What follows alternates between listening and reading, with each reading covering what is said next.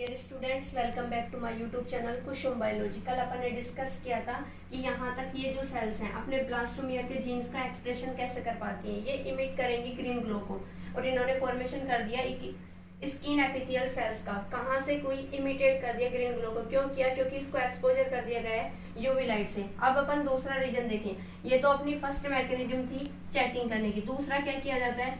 Flag blastomere को transfer किया जाता है into reason of interest. Suppose that अपन ने यहाँ से कोई ये सेल ले ली और इस सेल में अपन ने यहाँ पे क्या करवा दिया, इसे मान लिया रीजन ऑफ इंटरेस्ट।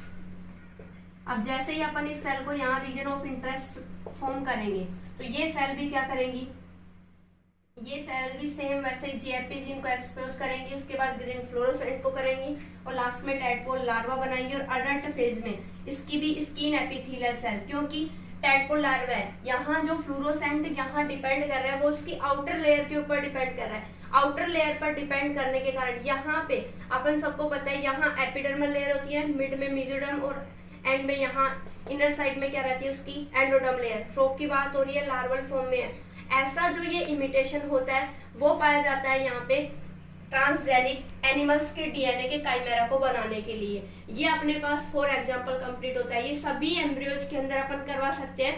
करना क्या है, अपन को एक ही चीज है, क्या तो किसी होस्ट के जीनोम की पहचान रखनी है जेनेटिकली मॉडिफाइड वायरस से उसकी रिएक्शन करवा के, या फिर अपन को क्या करना है, दो मेथड है अपने पास। क्या तो क्या करें, जीएफपी के एक्सप्रेशन की चेकिंग करें कि उसके अंदर इमिट हुआ है या नहीं। यूवी एक्सपोजर और ग्रीन, यहाँ तक की प्रोसेस सब में हो जाएगी, लेकिन ग्रीन कलर का इमिट होना सबसे इंपॉर्टेंट रोल प्ले करेगा। यहाँ फिर उसमें भी सेम देखो, लास्ट फेज में जाने के बाद वो भी इमिट कर रहा है ग्रीन ग्लो को।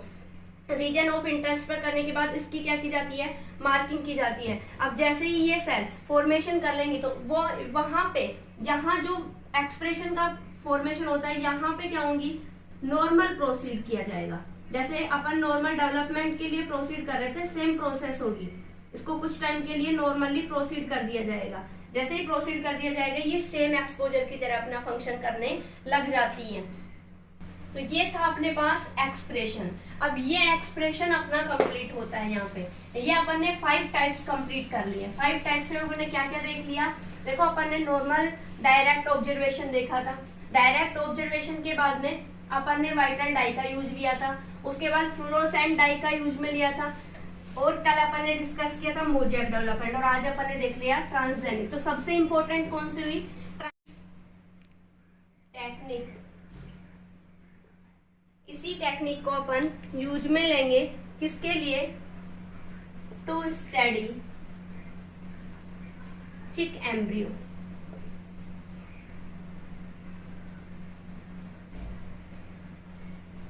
नेक्स्ट यदि अपन लास्ट इसकी बात करें, यहाँ क्या होता है, माइग्रेशन ऑफ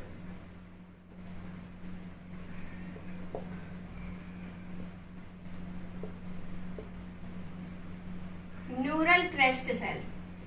ये आगे अपन इन डिटेल पढ़ेंगे गैस्ट्रुलेशन में कि ये सेल कैसे कैसे बनती हैं। एक क्रेस्ट कहाँ होंगी, टू गट एलिमेंट्री कैनाल के थ्रू। तो ये अपने पास था इंपॉर्टेंट टॉपिक फेट मैप, उसका डिटरमिनेशन, सेल लीनिएज को अपने को कैसे फिक्स की जाती है, कैसे उसकी परमानेंट स्टैंडिंग की जाती है। आई होप आपको अच्छे से ये समझ में आया होगा। आप कमेंट करके मुझे जरूर बताएं कि आपको कोई डाउट हो या फिर आपका कोई क्वेश्चन हो, मैं उसको क्लियर करने की पूरी कोशिश करूंगी। कल अपन मेन टॉपिक स्टार्ट करेंगे। Thank you so much.